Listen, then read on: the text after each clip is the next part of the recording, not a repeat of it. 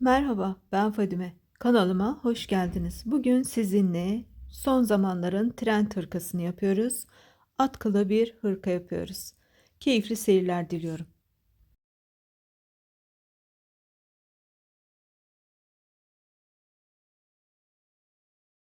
Misinalı şişime 100 ilmek attım ve ters düz örerek yaklaşık bir 5 ya da 6 santim lastik yapacağım ve hırkama devam edeceğim. Burada bir ters bir düz yaparak 5 santim lastiğimizi oluşturduk. Ön ve arka bedenlerin tek bir parçadan oluştuğu bu hırkamızın şu an düz bölümüne geçtim ve koltuk altına kadar düz bir şekilde ördükten sonra kol ayrımında buluşacağız ve ben detayları tek tek size anlatacağım. O noktada buluşalım. Hırkamızın uzunluğunu şu an bir ölçmek istiyorum. Benim istediğim uzunlukta şu an. Hemen şöyle şuradaki ilmeklerimi de düzelterek ölçüyorum ve 40 santim örmüşüm. Bu 40 santimden sonra hırkamızı şöyle de göstermek istiyorum. İlk kez misinalı şişte bir hırka örmeye çalışıyorum şu an. Eşit bir şekilde önler ve arka olarak böleceğim, işaretler alacağım. Daha sonra önce bir tarafını, önce önden başlayarak bir tarafını, daha sonra diğer önü ve sonra da arkayı örerek reglan kollu güzel bir hırka yapacağız. Şöyle de göstermek istiyorum. Hırkamızın reglan kolları bittikten sonra kesintiler bitecek. Daha sonra ayrı olarak iki kolu öreceğiz. Onları da bitirdikten sonra şişimize güzelce ön bölümdeki ve yakadaki lastikleri takarak öreceğiz ve hırkamız güzel bir şekilde bitecek. Havalarda gitgide soğudu. Tam zamanı diyorum. Siz de benim gibi düşünüyorsanız bu hırkaya birazcık daha dikkatli bakın. En basit şekilde hırka yapımı bence bu. Daha basiti de varsa alta yazın. Ben de bakayım. Şimdi ben sayıyorum, işaretlerimi alıyorum ve önün kesim noktalarında buluşuyoruz. Hırkamızı 25 ilmek olarak önlerden işaretledim. Arkada da 50 ilmeğim kaldı. Şimdi biz hangi taraftayız? Hemen bunu göstermek istiyorum. Biz şu an sağ ön bedeni örüyoruz. Önce buradaki kesintilerimizi yapacağız. Hemen beraberce sayalım. 2, 4, 6, 8, 10, 12, 14, 16, 18 ilmeğim kalmış benim. 25 ilmek ile başlamıştım. Bu noktaya kadar keserek geldim. Şimdi buradaki kesmeyi de göstereceğim. Aynı zamanda da önde bizim ön ortasındaki kesmemizi de beraberce yapacağız. Hemen önden bir ilmeği çıkarıyorum. Hemen arkasındaki iki ilmeğimi sağa kesme yaparak ördüm. Arkadaki ilmeklerimi normal bir şekilde örüyorum. Kesme yapacağım yere kadar.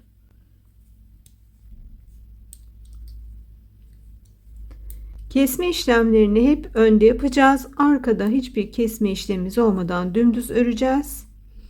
Ve her sırada yani her öne geldiğimizde yapacağız.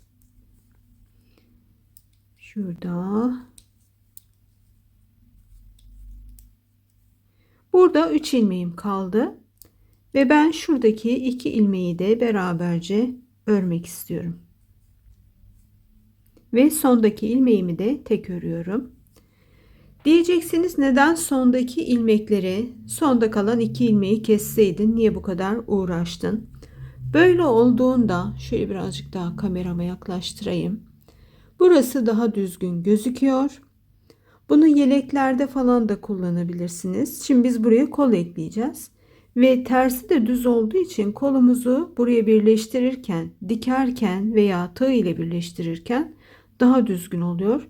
Ben ipim bu kadar tüylü olduğu için hiç iğne ile dikme riskine girmek istemiyorum. Tığımla birleştireceğim. Tersinde de düz örüyoruz. Şimdi ben buraya kısaca şunu çizmek istiyorum. Hemen şuradan defterimi alayım. Şimdi tabletin şarjı bitmiş. Onu bekleyemeyeceğim. Bakayım kameramda gözüküyor mu? Azıcık kameramı yaklaştırayım. Şimdi biz şuradan başladık arkadaşlar. Düzü düz, tersi ters, öre öre yukarı çıkıyoruz. Tabii aynı anda çıkılıyor buraya. Bizim burada 100 ilmeğimiz var. Bunları ben tekrar tablette yine anlatacağım arkadaşlar. Pek bu kalem kağıt işi pek net çıkmıyor kamerada ama en azından bir kulak dolgunluğunuz olsun ve bir fikriniz olsun.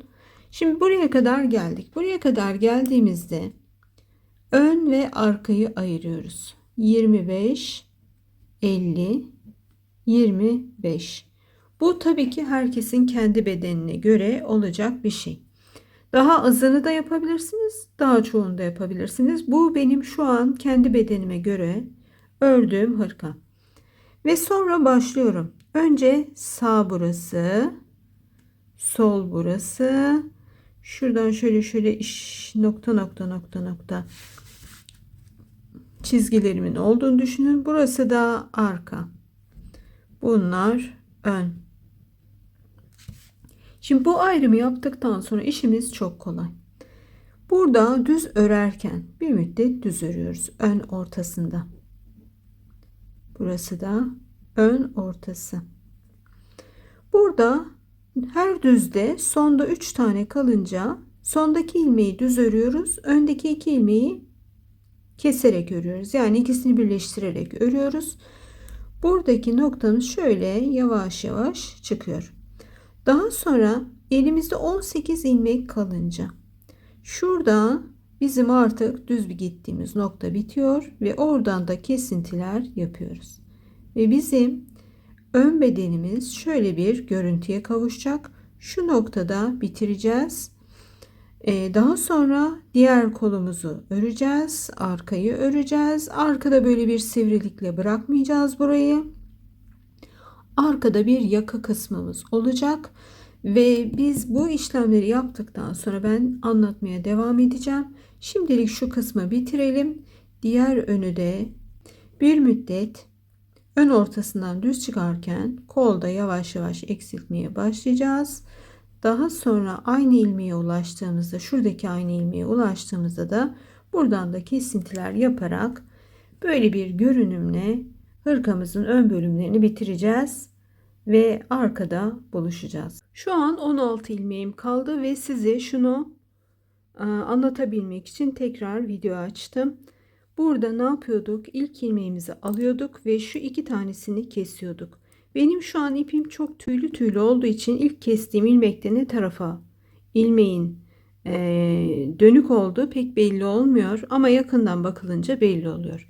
Eğer sizin ipiniz tüylü bir ip değilse bu çok göze çarpacaktır. Onun için size şunu tavsiye edeceğim. Hemen ilmeğimizin bir tanesini öne alıyoruz. Arkadaki çıkarttığımız ilmeğimizi de diğer ilmeğimize geçiriyoruz.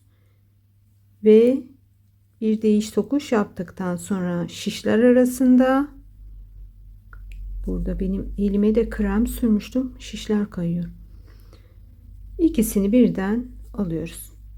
Böylece bizim ilmeklerimiz sağa doğru yatacak. Kol tarafında kestiğimiz ilmeklerimiz de sola doğru bir görünüm alacak. Şöyle çok yaklaştığımızda belli oluyor. Ama tüysüz bir iple yapıyorsanız bu çok belli olacağı için de bunu anlatmak istedim. Eksilte eksilte geldik ve şu an bizim 4 tane ilmeğimiz var. Burada artık ben ne tarafa doğru eksilttiğimizin önemi yok. İkisini bir alacağım. Baştakini örmeden aldım. Ortadakilerin ikisini bir aldım ve sondakini de örerek şişime geçirdim. Şu an 3 tane ilmeğim var.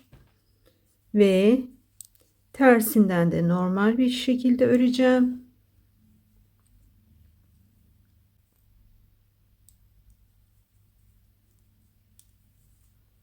Ve döndüğümde 3 ilmeği birden alarak eksiltiyorum ve tabi burada bayağı bir çevire çevire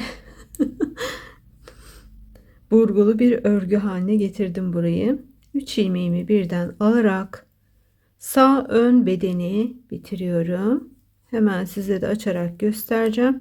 Şurada tek bir ilmeğim oldu. Tekrar sol şişime alıyorum. Sağ eliyle örenler için anlatıyorum şu an bunu. Sol eliyle örenler diğer şişini alacak. Tek bir ilmeğimi tekrar şişime taktım. Bir kere daha örüyorum ve buradaki ipimi kesiyorum. Ve hemen açarak size son görüntüsünü de göstereyim. Hemen burada şişlerimi bir düzelteyim.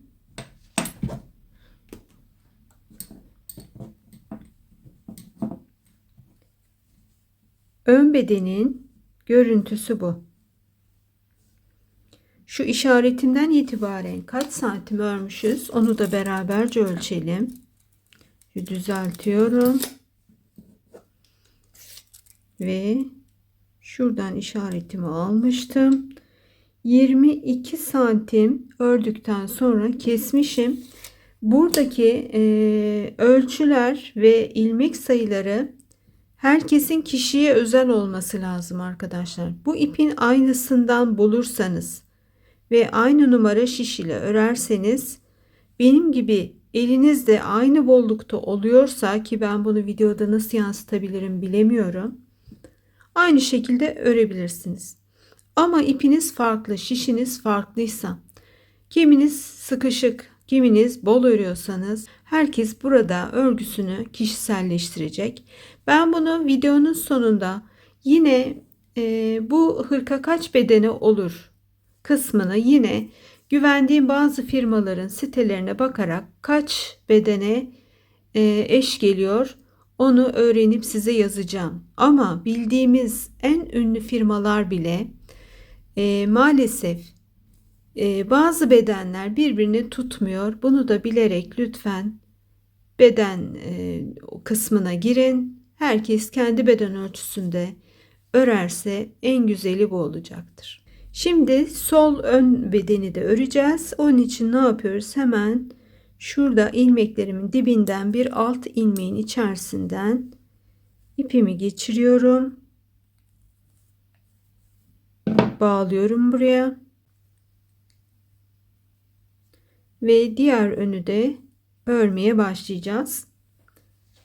Burada tabii ki kol altımız şurada olduğu için şuraya kadar örüyoruz. Geri geliyoruz ve diğer bedendeki ilmek sayımıza ulaştıktan sonra hem önden hem koldan keserek diğer bedendeki sağ ön bedendeki işlemlerin aynılarını yapacağız. Sol ön bedeni yapıyoruz şu an. Buradaki tek farkımız arkadaşlar, sadece kesmelerde sağa doğru kesme ve sola doğru kesmeleri farklı yöne yapacağız. Onu da hemen yaparak bir tane göstermek istiyorum.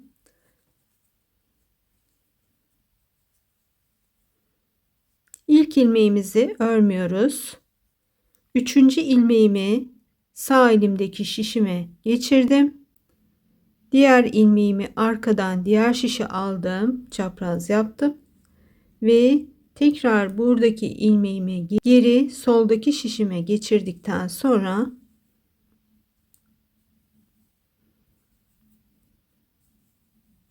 ikisini birden alıyorum. Yani sağa doğru kesme yapmış oldum. Burada dümdüz gideceğim. Ön ortasında sola doğru kesme yapacağım. Diğer bedende, yani az önce örmüş olduğumuz sağ bedende kol tarafında ikisini bir ters yüz etmeden örmüştüm. Şöyle örmüştüm. Kola doğru giderken bunu ve bunu aynı anda buradan geçirip örmüştüm. Ön ortasında sağa doğru kesme yapmıştım. Burada da tam tersi olacak. Kolda sağa doğru kesme yaparken önde o işlemi yapmayacağız. Önde 18 ilmek kaldıktan sonra her iki yandan keserek önü diğer taraf gibi bitiriyoruz.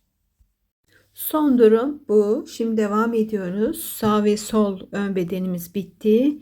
arkadayız. Arkayı da eksilteceğiz. Hemen şuradan ipimizi bağlayacağız ve devam edeceğiz. Her sırada eksilterek ne kadar?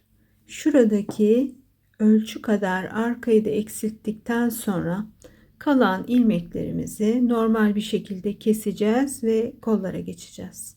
Şimdi ben şuradan tığımı bağlamış olduğum noktadan ipimi bağlayacağım ve örmeye devam edeceğim. Keserken de arkadaşlar yine sağa doğru kesme yapacağız.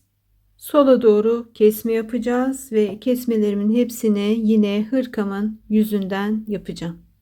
Arkada da eksiltmelerimizi yaptık ve kesmeden önce şu halini size göstermek istedim. Hemen şuradan da katlayarak önle beraber üst üste koyduğumda görüyorsunuz, kol evini eşit miktarda ördük. Her iki taraftan da birer birer eksilttik. Burası da diğer kolumuzla eşit miktarda. Ve şimdi ben burada bu bölümü keseceğim ve kollara başlayacağız. Şu anki kol miktarı sizi şaşırtmasın. Bu kadar kısa kol mu olur diye düşünmeyin. Reglan kol olduğu için hemen şurada bir boşluk yapayım. Şuradaki pembe ipimizden itibaren düşünüyorsunuz kolu. Reglan kolumuz da şöyle bir genişlikle şuraya kadar geldiğinde, onu tam emin değilim ne genişlikle yapacağım ama en azından şöyle bir genişlik olacak ve bu benim için yeterli bir kol genişliği. Kolun da tüm detaylarını anlatacağım ve burada ne kadar santim kaldığını da söyleyeceğim. Şimdi ben burayı kesiyorum. Kesme işlemini 2 ilmeği aynı anda örerek yapıyoruz. Sonra örmüş olduğumuz ilmeği tekrar çıkarttığımız şişe takıyoruz ve arkadaki ilmekle beraber yine ikisini birlikte örüyoruz. Eğer ben bunda zorlanıyorum diyorsanız ve yeni başladıysanız daha kolay bir yöntem göstermek istiyorum şimdi size. Şu an ben en kalın tığımı alıyorum. 2 ilmeği ördüm diyelim. Bu burada kaldı. Bunu nasıl yapacağım? Hemen karşıdaki ilmeğimin içerisinden ipimi çekiyorum ve aynı ipi tığımdakinden de çekiyorum. İpimi çektim. Tığımdaki ipten de çektim. Şişimdeki ilmekten ipimi çektim. Tığımdaki ilmekten de çektim. Bu çok basit bir yöntem arkadaşlar. Eğer yeni başladıysanız şiş örgüsüne çok kolay olacaktır. Ve şimdi ben yakayı bitirdim. Arkadayım. Arka yakayı bitirdim. Buradaki ipimi koparmıyorum. Bu ipi eğer mümkünse koparmayın. Mümkün değilse de en az bir 2 metre falan bir boşluk verin ki buraya reglan kolumuzu diktiğimizde parça pinçik düğümler olmasın. Temiz bir örgü iç yüzümüz olsun. İkinci bölümde buluşmak üzere. Hoşça kalın.